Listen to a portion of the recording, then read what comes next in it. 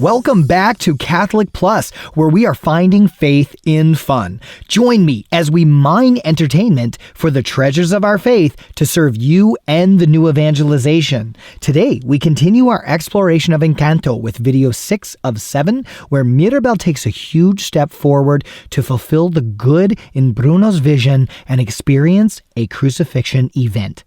If you like Catholicism and Disney Plus, click that like button. And if you'd like to see more from Catholic Plus about Star Wars, Marvel, and more, click the subscribe button and tap that bell icon. Based on the vision Mirabel saw with Bruno, she knows she has to reach a resolution with her sister Isabella. Unfortunately, their relationship is tenuous, most recently because Mirabel ruined Isabella's marriage proposal, and Mirabel is constantly annoyed by Isabella's apparently perfect life. However, in order to save the magic, the candle, la casita, and all of the Encanto, Mirabel is willing to sacrifice her own comforts and desires in order to help everyone else. Here, she steps into a Christ-like, self-sacrificial position to save the miracle. Mirabel enters Isabella's room seeking to make amends. It won't be easy, of course. Isa is bitter about Luisa losing her power, her would-be fiancé's face being swollen from being punched during the failed proposal, and everything else going wrong. Isabella has no interest in reconciling.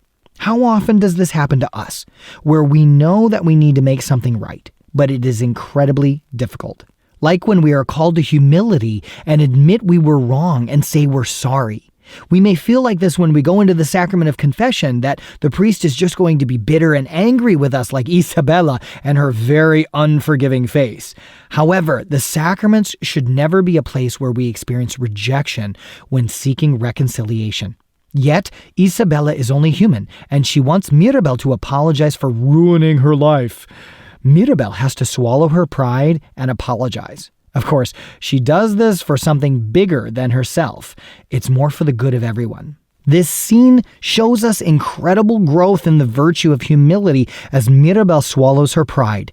Unfortunately, Mirabel can't quite stick to the apology and ends up insulting Isabella and accusing her of being a bratty princess. Isabella responds by opening her heart in frustration about all of the weight she has been carrying, like Luisa earlier in the film. Isabella is expected to be absolutely perfect all the time.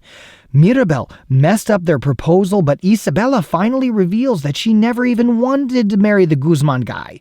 In similar selflessness, Isabella was only going to marry him because Abuela told her it would be good for the family, the Encanto, everyone.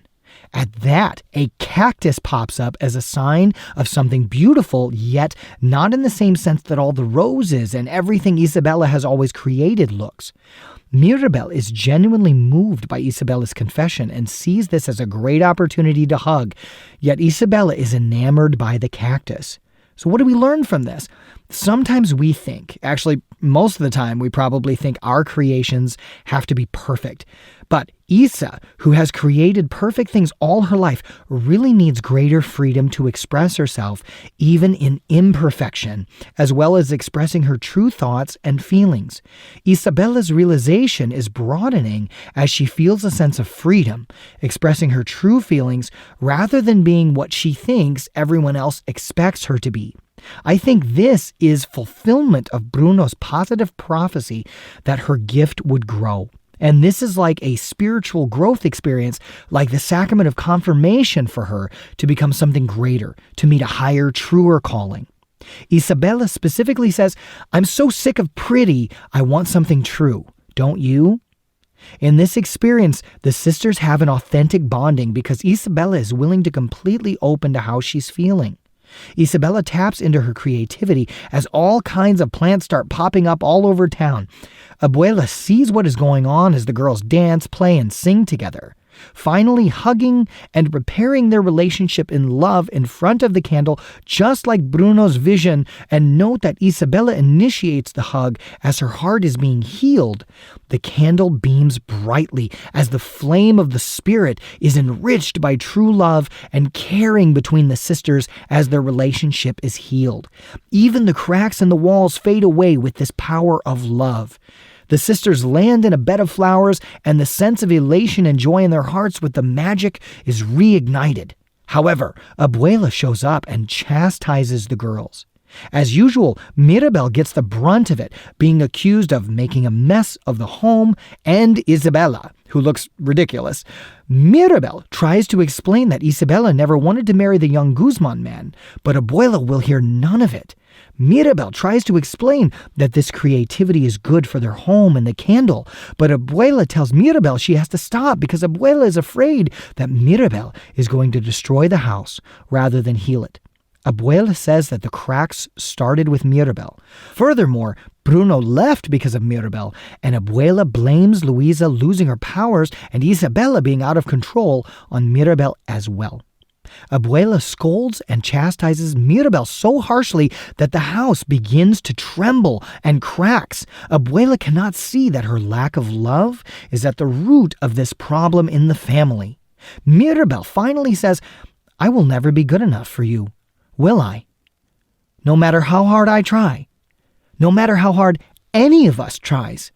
Mirabel sees the pressure being put on the entire family and the way that the relationships are faltering due to a lack of love.